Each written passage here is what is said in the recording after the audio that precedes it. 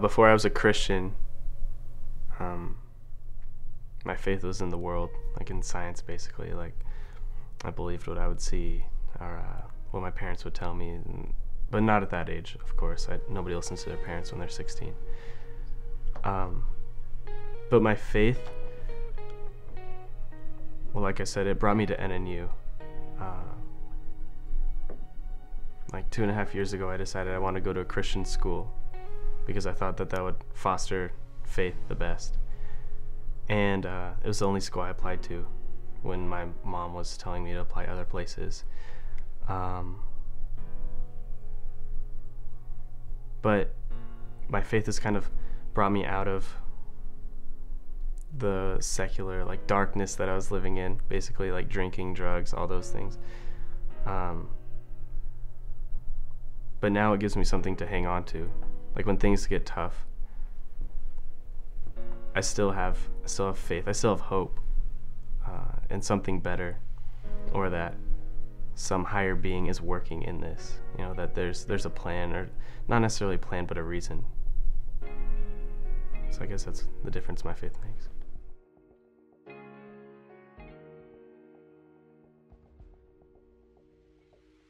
So at a Christian university, practicing your faith can sometimes be harder than you'd like to think.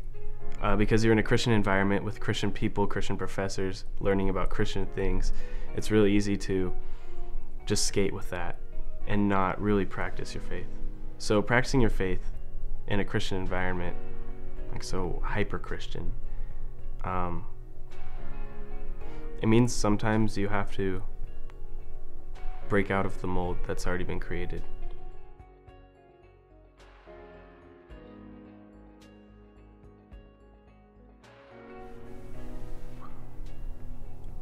There's so many church services, like church type services here, that sometimes it feels like, not that God isn't there, but that the people aren't present to God. But at Time Out, which is like the Wednesday night service, it's more intimate setting. So I guess in more intimate settings, I experience God, at least recently. Like this morning, just at an altar call, just going up and really just spending quiet time with God. Also recently, I've been hiking and trying to get outside more, like away from the busyness of town, or Boise or something like that. That's been really beneficial, just to be in nature. Also, the times that I spend with not only spiritual mentors, but just mentors in general, people that speak into my life, that care for me, which in some way shows me like God's love.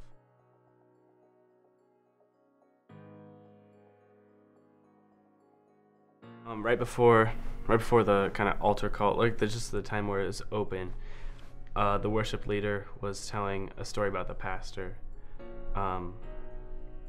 of when he was holding his daughter during worship, and just like, I mean, it's basic, but just how God is like the comforter, like our Father.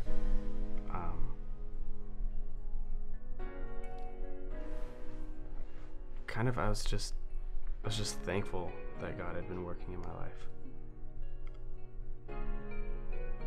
That there's somebody in control, because sometimes I don't know where I'm going. Yeah.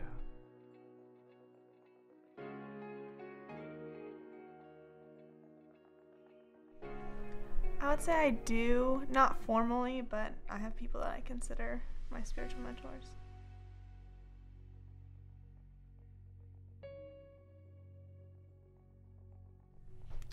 Well, I appreciate it when people who want to be an influence in my life aren't thinking about how they want to change me. They don't have a set plan for how I'm supposed to end up. I'd rather have someone who journeys along with me and is okay if I end up at a different place than they did.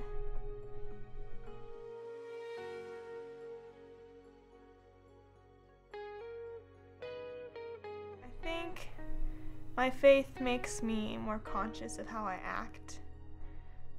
I mean, everyone has desires to be kind, but faith is something that makes you want to exhibit that most of the time. Instead of having to choose, I think I'll be kind today. I know that kindness is an attitude that I've adopted to be loving because of my faith.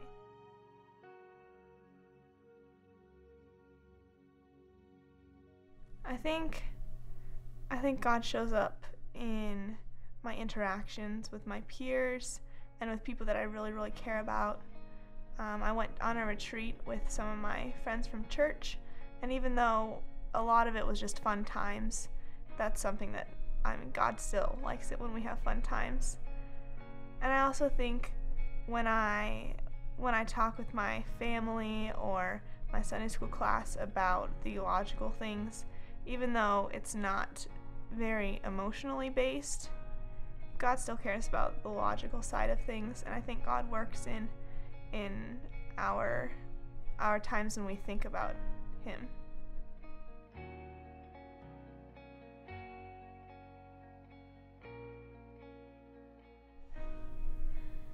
I think of God as just a universal spirit.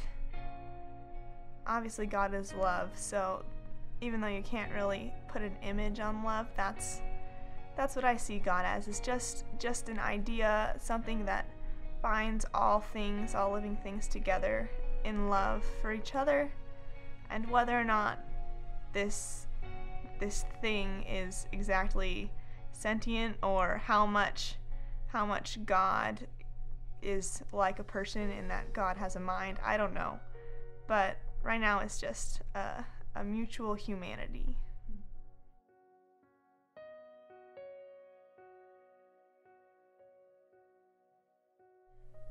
Well, I've wondered for a long time whether or not it matters if we're Christian, which I've come to the conclusion that it doesn't exactly matter if we call ourselves a Christian or meet whatever criteria is on the list. But I guess the phrase Christ-like is something people use a lot more these days, in that you're acting as Christ exemplified and acting as God would want us to. And I think that's what's important. So then that kind of leads to the question of, if I accept that, then how does that change my interactions with the church as an institution? And how does it change how I think about people with other religions or people with no religion?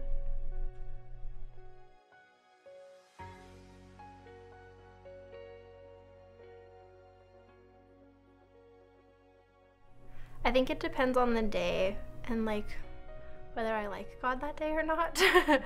But I think when I notice that it's making a difference, I feel more happy, and I feel like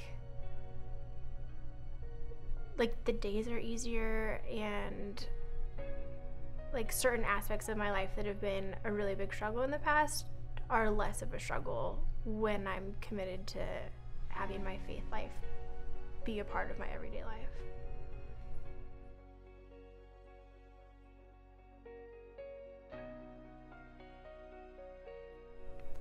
That also depends on the day. But simple things like trying to be committed to reading my Bible, and then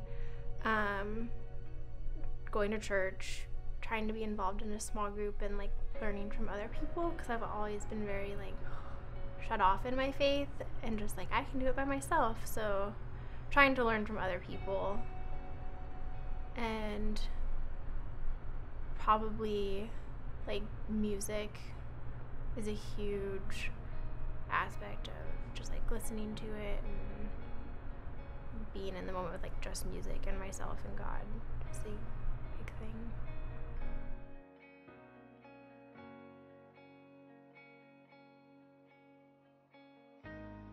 Probably multiple ways. My whole life it's always been through dance. That's always been a huge thing where I can feel God, and that's my closest comparison to like just being surrounded by his presence in a unique way, definitely through music and like spending time in praise and worship. I also think some of like the kids in my life, like my niece and nephew, like just watching like that childlike faith that you hear about, but just like seeing it in your face is really, really like inspirational and like makes me slow down a little bit.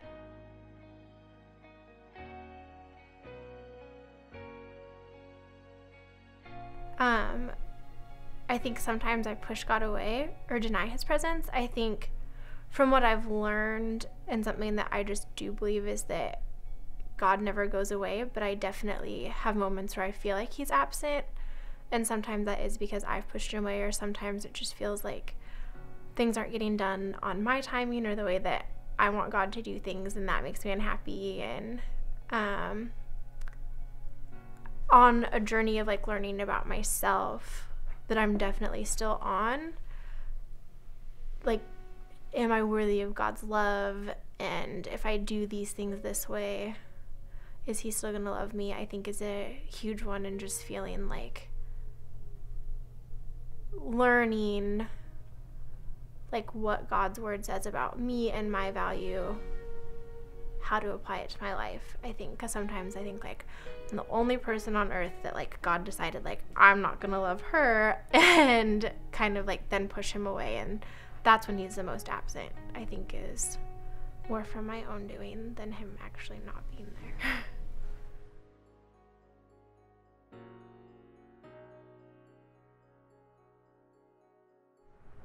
When I do push him away, like, why doesn't he pull back?